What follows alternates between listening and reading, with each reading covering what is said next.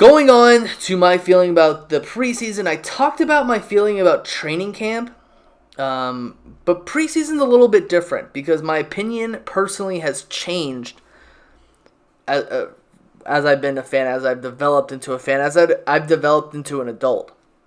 I used to think that preseason mattered more than it actually does. Now, I knew that, preseason doesn't actually matter. At the end of the day, whatever you do during preseason, it's not going to mean anything for the regular season, score-wise, right? Your slate gets wiped out when the beginning of the season starts in September. You're 0-0. You're not 4-0 or 0-4 or 2-2.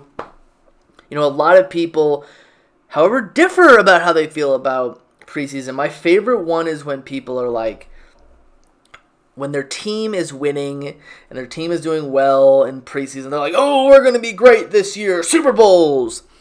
And then when their team is not doing well in these preseason games, they're like, oh, it's just preseason. It's just preseason. So they don't have that same energy going forward. I think that's probably the most hilarious thing ever.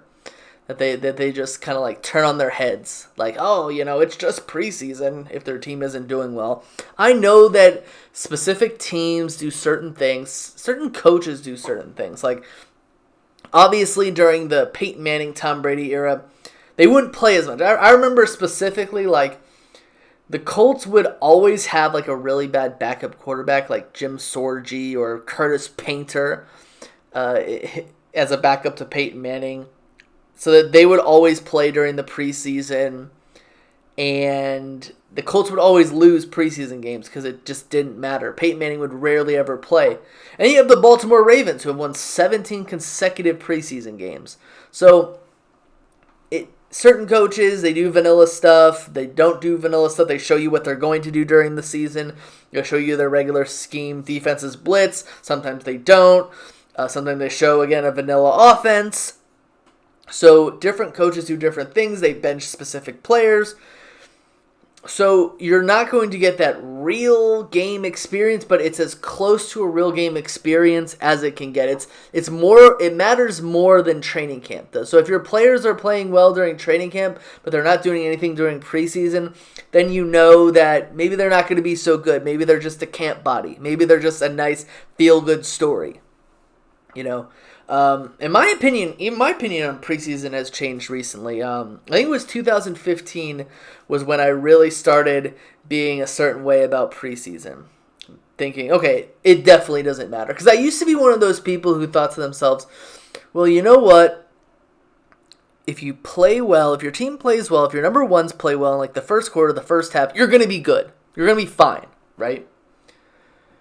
But if you're not, then your team's going to suck. Basically. And in certain ways, that could be the truth. But after 2015, I remember that was the year where Chip Kelly kind of annihilated our whole roster. And I remember I kind of put my fan card on the line that offseason because I was ranting against Chip Kelly. That was the offseason of Chimp Kelly. And I was just, people hated me. People did not like me. There are people who are probably like, yeah, I thought you were just an awful person.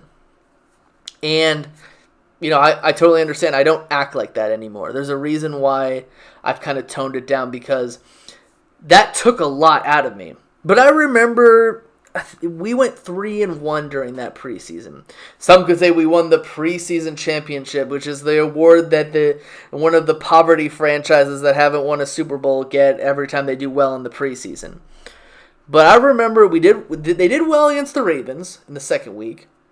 The first week was against the Colts in the morning. That game was one where I went to this place called Double D's. It wasn't like a titty bar or anything like that, but it was kind of like a family, bar place, but kids could go there for baseball and soccer parties basically, but it was also a bar and it was called Double D's. I don't know. But I specifically remember that in the second game was against the Ravens. It was a great team effort. The team won. The team did really well. The third game, they went against the Packers, and that was the game where crazy-eyed Sammy Sleeves threw for 3 touchdowns. He did real well in that game. 3 touchdowns. 0 interceptions. That was when I looked back and I was like, damn, this team might be the truth, and I might be wrong, and I might look like a huge scumbag for doubting this team. Well, at the end of the day, the team was just average. They were fool's gold, and obviously we remember Chip Kelly got fired. But after that game, I was like, yeah, if you do well during the preseason, it doesn't have anything to do with the regular season. Sure, you might be good for the regular season, but who knows? I just remember that Sam Bradford was always good in preseason, but he was just average during the regular season. That's just what I seem to remember. And obviously, you have teams like the Ravens again, who's won 17 consecutive preseason games, and they've been pretty good, good enough to go to the playoffs the last 3 years and win playoff games. And then you have teams like the 2017 Browns went 4-0 in preseason, went 0-16, and then same with the Lions in 2008, 4-0 during preseason, 0-16 during the regular season. So there's no correlation to it.